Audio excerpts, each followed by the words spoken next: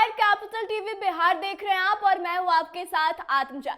बिहार में इन दिनों एक अफवाह तेजी से चल रही है कि शिक्षा विभाग के अपर मुख्य सचिव यानी कि के पाठक ने इस्तीफा दे दिया है और इस अफवाह के उड़ने के पीछे की वजह भी है, लेकिन इसकी सच्चाई जो है वह कुछ और है। तो आइए आपको इस वीडियो में हम विस्तार से बताते हैं कि के पाठक के इस्तीफे की खबर में कितनी सच्चाई है और ऐसी खबरें सुनने को क्यों मिल रही है। साथ ही आपको यह भी बताएंगे कि के पाठक आखिर इतनी आसानी से इस्तीफा क्यों नहीं दे सकते। दरअसल सच तो यह है कि के पाठक के इस्तीफे की खबर पूरी तरह से अफवाह है। सबसे पहले तो यह अफवाह उड़ी क्यों, आइए पहले यह जानते हैं।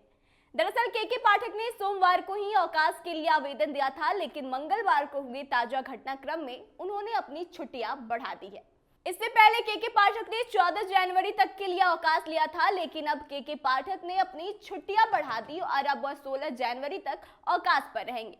के पाठक के इस्तीफे की अफवाह इसलिए भी उड़ रही है क्योंकि इसी महीने बिहार सरकार के शिक्षा विभाग का मेगा इवेंट होना है।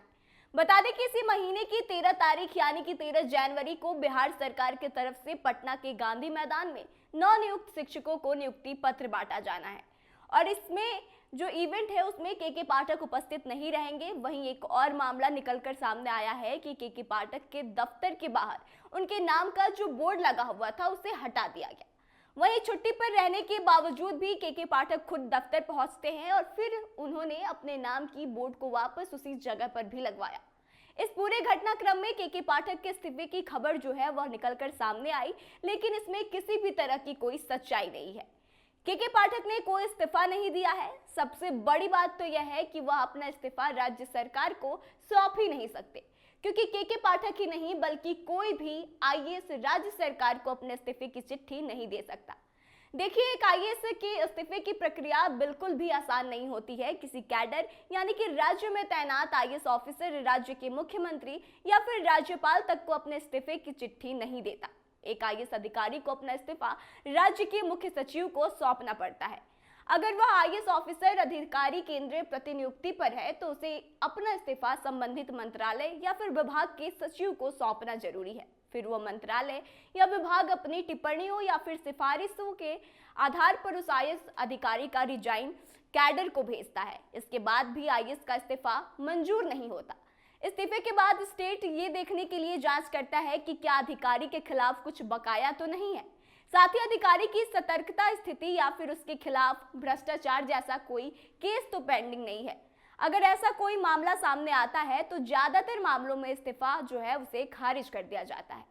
अब यह सवाल है कि के पाठक के इस्तीफे की खबर अफवाह क्यों है। यह खबर इसलिए अफवाह है क्योंकि अभी तक इसको लेकर किसी भी तरह का कोई भी नोटिफिकेशन यानी कि अधिसूचना जो है वह जारी नहीं की गई है, जबकि आमतौर पर ऐसे किसी भी मामले में अधिसूचना जारी करने का प्रावधान होता है।